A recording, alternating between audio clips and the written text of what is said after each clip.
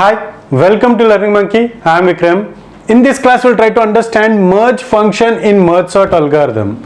The concept of the working mechanism of merge sort has already been explained in our previous video. If you haven't watched that video, please watch that video and come back here. And every video on our channel is going to be a part of entire course or a playlist. Our suggestion is to follow the entire course so that you can have better understanding of the concepts. And the link for the playlist is provided in the description below. Now, in this class, we are going to understand only part of the merge sort. So these two parts of the algorithm, these two parts are the completely it becomes the merge sort algorithm. So first we are going to call merge sort, and this part of the algorithm, merge sort function, this part of the algorithm is going to call the recursive functions, and this part is going to help us divide the given array. Given an array, that array will get divided, and this part will do the conquer part, means it will arrange the elements in the sorted order. As the merge sort is based upon the divide and conquer mechanism, so the division of the main problem, into sub problems is done by this part, and the conquering part and combining part, combining part means arranging the elements in the sorted order is done by this merge part. So in this entire merge sort algorithm, we are going to understand only this part of the algorithm. This part of the algorithm we are going to understand in this class. In the next class, we will try to understand this entire, on a whole we are going to understand this entire merge sort algorithm. So let's first what we will do is first we will delete this, because we are not going to discuss anything. So here, so in this merge sort, so the merge is the function call that is made within this. So we are going to use this merge within this merge sort function call, and every time we come here, so the job done here. So in the next video, we are not going to explain how this merge works. So that's why we are explaining this in this video. Okay, so first we will delete this. Okay, and I'll push this to this corner, and so that you can easily understand what we're going to discuss. So this is all the the algorithm, the complete algorithm. So what we have is, we have an array. So if you closely observe this array, so how we get this array in the process of merge sort, we will try to understand. So we are going to get this array at some part of the execution of the complete merge sort. Okay. So now how this array is looking like is, so the half of the elements are in the sorted order. So if you take this part of the array, this is in the sorted order, and if you take this part of the array, it is also in the sorted order. The elements in this half of the array is in the sorted order, and the elements in this part of the array is also in the sorted order. On this merge will work, and what this function call is, merge of 0, 3, 7. So this is the merge function call. So on this values, this merge function call is made, and this function call will be made in the process of executing this entire merge sort algorithm. Okay. So now what this merge will do is, what this merge function will do is, so it will create two new arrays. So two new arrays will get created for this half and also for this half, and now it will take all these elements of this half into that array, and these elements into the another array. Okay. So and now on these elements it is going to rearrange. So the rearrangement of the elements is done in this array itself. So by using these two arrays, the required sorting part is done. So this way you may not be able to understand. We will try to understand it part by part, so step by step. Okay. First, what is n1? How we get the value of n1? N1 is equal to q minus p plus 1. So this is p, this is q, and this is r. Q minus p, 3 minus 0 plus 1 is the value of n1. So what this value is going to get is the number of elements in the first half of the array, okay, which is equal to 4. And what is this n2? n2 will give the number of elements in this part of the array. It is r minus q. R minus q means it is 7 minus 3. So how many elements are there in this part? 4 elements. How many elements are there in this part? 4 elements. That is what we got here. So, okay. So next, create arrays L and R. So we have to create 2 arrays, and the size of those arrays is n1 plus 1. It means with 5 elements we have to create 2 array. One array which is L array, and this is going to have 5 elements. L plus n1 plus 1. N1 plus 1 is equal to 5. So 1, 2, 3 and 4. 5 elements are there. And we have to create another array. We have to create another array with another 5 elements. And the name of that array is R, left and right. And the indices are 0, 1, 2, 3, 4. These two are separate arrays. That's why the indices are starting from 0, 1, 2, 3, 4 and so on. And for this also 0, 1, 2, 3, 4 and so on. Okay. So this is how the 2 arrays has been created. So by using these 2 arrays, we are going to arrange them in the sequence. The next step is this for loop. So how this for loop will work is, this for loop is going to iterate from 0 to n1. 0 to n1 means 0 to 4. 0 to 4 means all the elements. So this is going to 0 to 4 means it is 0 to 3. 0 less than 4 means at here this for loop is going to, we are going to stop this for loop. Every time what we are going to do, that we will try to understand. In every iteration we are going to fill these values. We are going to fill this value with this part of the array. The values in this part of the array will be copied onto this array, and the values in the second for loop, the values in this part of the array will be copied onto this array. Okay. And what about this extra space? That we will try to understand. So before that we will try to copy it. So what the equation, that is what is that which is given here? L of I, in the first iteration the value of I is equal to 0. L of 0 is equal to A of P plus I. What is the value of P? Value of P is 0. See here, value of P is 0 plus I. What is the value of I? 0. So A of 0's value, A of 0's means this array is A. A of 0's value will get copied into L of 0's, which is here. Okay. In the next iteration where the value of I is equal to 0, I is equal to 1, what we have to do? We have to copy A of P plus 1. P is 0 and P plus I, sorry. What is the value of I? It is 1, which means it is A of 1. A of 1 means 3 will be copied here. In the next iteration, L of 2. Here the value of I is 2 in the next iteration. So L of 2 is equal to A of 0 plus 2. Value of I is 2. So that's why it is 0 plus 2. A of 2 means it is 4. So in the same way, here also the 6 will get copied. Okay. And what about this R? What about this R? This for loop is going to copy these values into this R. So how it will get copied? R of j, the value of j is 0 initially in the first iteration, is equal to A of q plus j plus I. A of q plus, what is the value of q? Value of q is 3. 3 plus j is 0 plus 1. So it is going to be 3 plus 0 plus 1, which is 4.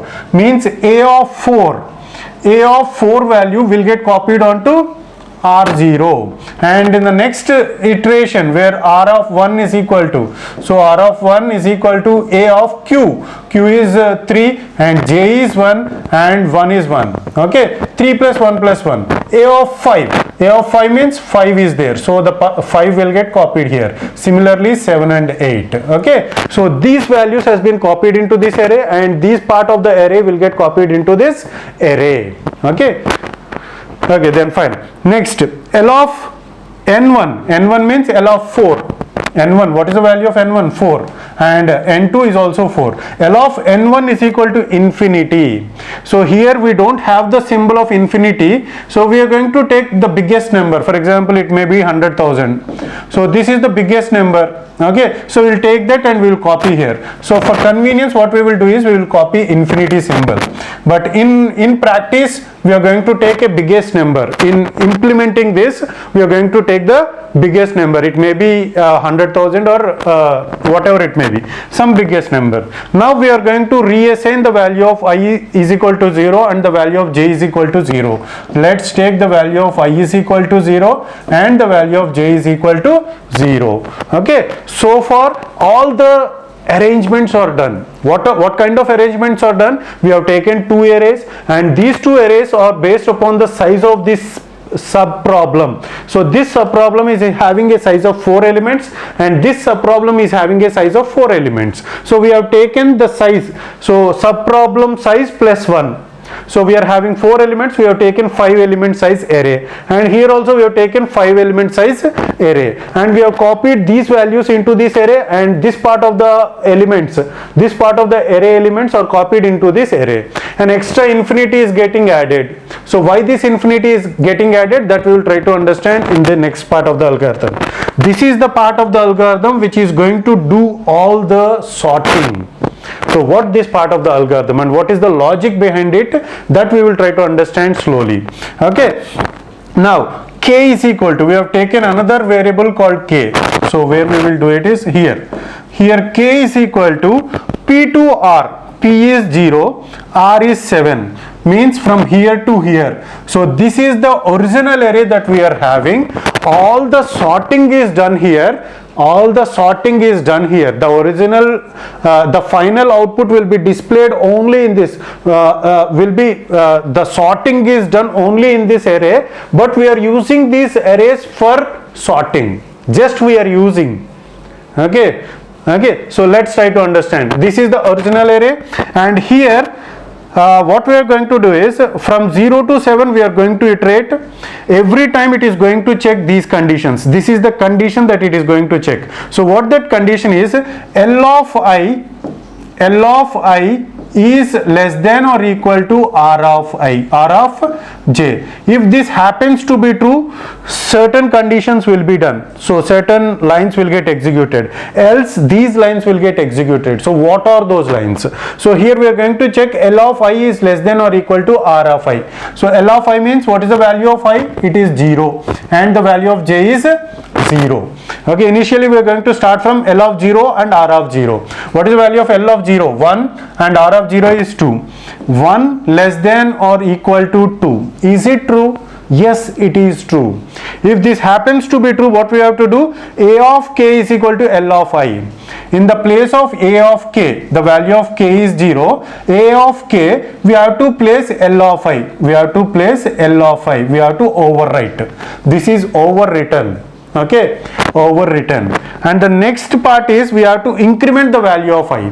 Value of I will get incremented from 0, it has been incremented to 1. Okay, so from 0 it has been incremented to 1. Okay, so this is done. In the next iteration, where the value of k is equal to 1, we have to check for L of I is less than or equal to this condition. We have to check what is L of I value is 1 and j value is 0. Try to get that point. I value is 1 and j value is equal to 0. So L of I means it is 3. 3 is compared less than or equal to 2. Is it true? No, it is not true. It is not true. So which part will get executed? Else part will get executed. So what does this else part consist of? So what we are doing is identifying the smallest element, as these elements are already in the sorted order, and we are going to compare each element with other the elements in the other array.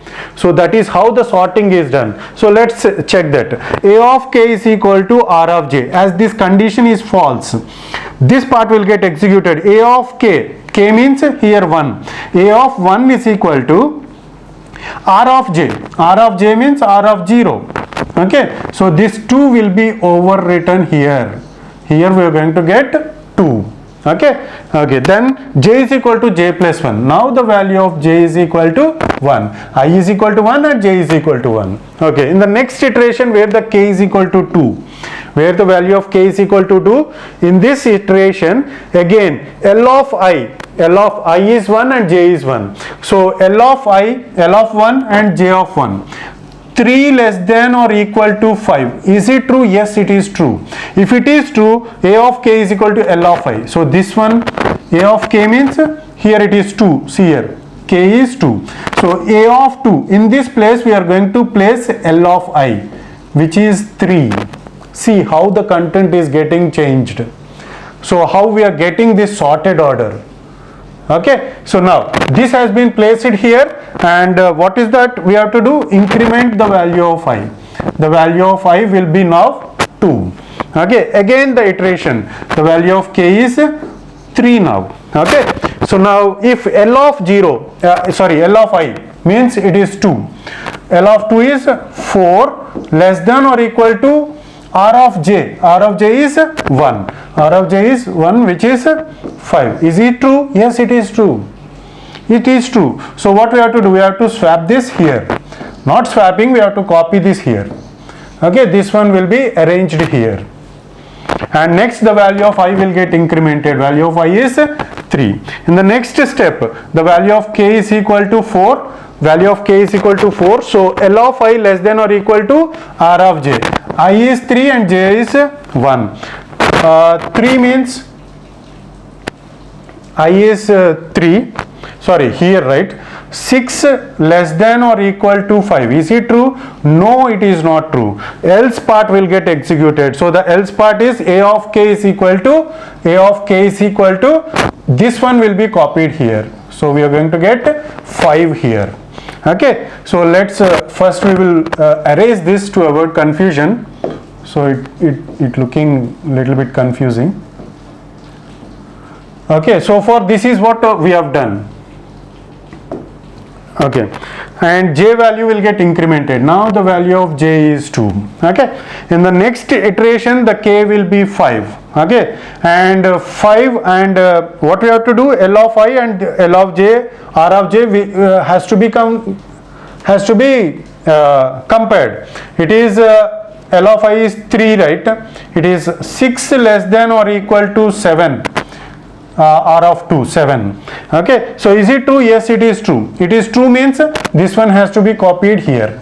Okay, and I value has to be incremented. I value is 4. This is where you have to get the point. As all the elements are of the I has been shifted to its position, shifted to its original array, now we have gone to the last element. So what the last element consists of is, the last element consists of infinity. If you compare infinity with any of these elements, so we are left with 7 and 8. So this statement is always going to be true, right? Always going to be false. If it is going to be false, so infinity is always less than or equal to, this is L of I, right? Infinity is always less than or equal to 7 and also for 8. So if this both of them are true means, so if this is going to be false, this is going to be false, right? So for these two values, so the else part will get executed. So what is this else part? This 7 will be copied here and the 8 will be copied here. Okay, as these two are in the sorted order, even though they are in the sorted order, these items will get copied in its position. Okay, so now all the elements are in the sorted order. See here, 1 2 3 4 5 6 7 8, all the elements are in the sorted order. So this is just part of the merge sort. So we are going to get these merges, these merge calls. We are going to get number of merges, merge function calls in the execution of the entire merge sort algorithm. So why we are explaining this is, whenever we come across this merge function, you have to get the idea of this merging. There we are going to directly merge the items and we will show it on the screen. We are not going to explain this merge in the next coming class, where the divide and conquer, the entire merge function we are going to deal with. There we are not going to explain this merge part of the algorithm. Okay, so this is all about merge function in merge sort algorithm. Hope you got the clarity on this concept. Thanks for watching. If you haven't subscribed to our channel, please subscribe to our channel and press bell icon for the latest updates. And if you have any doubts regarding this concept, please post your doubt in the comment section below. And if you feel that this video is helpful to you, please give us a like symbol and please share this video with your friends so that they will also get benefited. Thanks for watching.